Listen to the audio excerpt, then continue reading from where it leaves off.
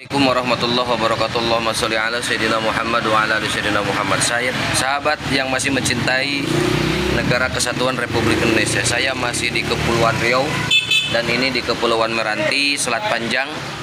Ya, kurang lebih 1 minggu saya udah di sini dan kebetulan berkeliling ke banyak wilayah karena banyak pulau-pulau di sini dan sedikit saya berkomunikasi dengan penduduk asli tentang polemik nasab habaib. Siap bang? Sukses bang?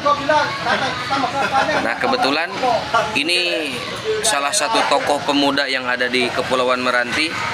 Beliau tak pernah ke Jawa, tapi kalau keliling ya sekitar Sumatera, Kepulauan Riau, Batam ya mungkin mainan sehari-hari ya. Ini pertanyaannya sahabat, kita tanya nih kepada orang penduduk asli yang tahu seluk-beluk wilayah ini. Ya bagaimana bang? Tentang habaib, tahu Habib? Habaib tahu, Tahu lah. kurang ini aja, kurang pas, kurang ngerti. Kurang pas, kurang ngerti. Ya, nggak populer kan? Tak terkenal, ya. Yang tahu, setahu abang tentang habaib apa? Habaib ya turunan Nabi lah. Ya, framingnya sama turunan Nabi. Tapi apakah di sini dihormat, dipuja-puja bang? Kalau di sini alhamdulillah yang namanya turunan Habaib itu ya disanjungi lah. Sanjung ya, semua turunan Nabi. Tapi adakah di sini yang jual-jual nasab nih, aneh turunan Nabi? Ada nggak? Kayaknya nggak ada. Nggak ada kan? Nggak ada yang berani. Lebih mana di sini terhormat yang namanya Habib dengan ulama-ulama di sini yang berilmu. Yang lebih itu ulama. Ulama kan, bukan Habib.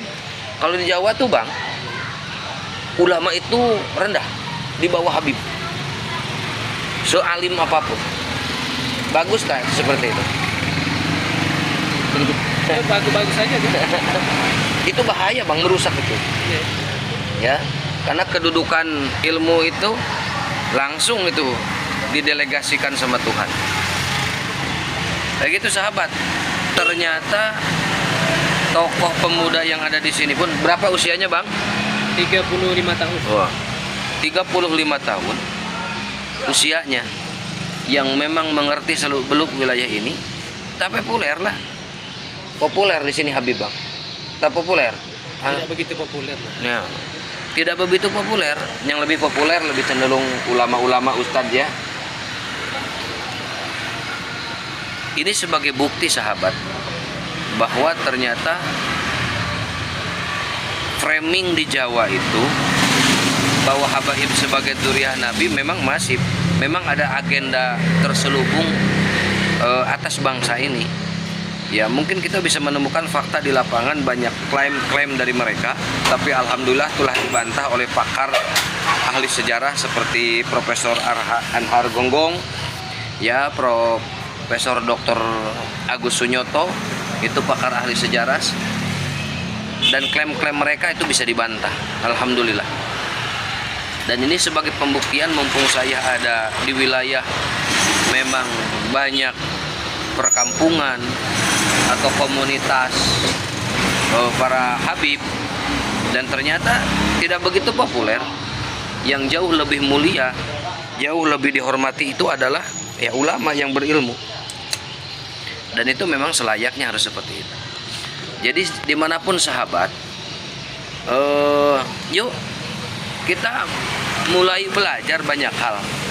Karena jika sejarah ini dihilangkan, lalu dimunculkan sejarah baru, rusaklah peradaban. Contohnya, bahwa kemerdekaan Indonesia ini adalah perjuangan dari para kaum pribumi dengan tokoh-tokoh masyarakat, dengan tokoh-tokoh agama, berjuang untuk mempertahankan martabat dan harga diri, termasuk wilayahnya dibebaskan dari penjajahan Belanda saat itu, ya, atau VOC atau Inggris atau apapun lah itu.